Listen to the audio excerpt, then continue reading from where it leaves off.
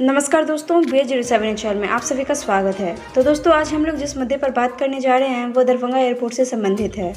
अभी के दिनों की अगर बात करें तो दरभंगा एयरपोर्ट लगातार अच्छा प्रदर्शन कर रहा है। मिथिला वासियों और साथ ही अपने यात्रियों को भी खुश करने में जुटा हुआ है।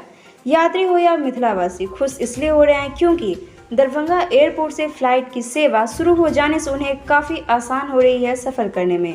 लेकिन इस खुशी के माहौल में आने वाला जो समय है वो दुख में तब्दील हो सकता है।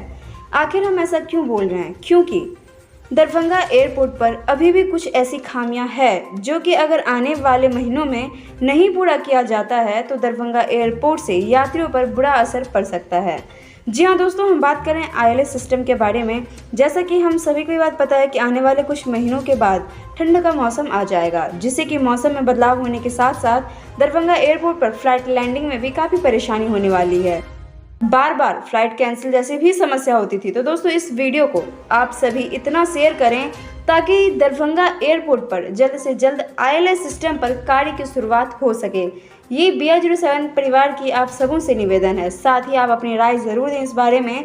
दरभंगा तथा दरभंगा एयरपोर्ट से तमाम खबरों के लिए आप हमारे चैनल को सब्सक्राइब कर लें। पल पल का हर अपडेट हम पहुंचाएंगे आप तक। फिर मिलते हैं नेक्स्ट वीडियो में एक नए अपडेट के साथ। शुक्रिया।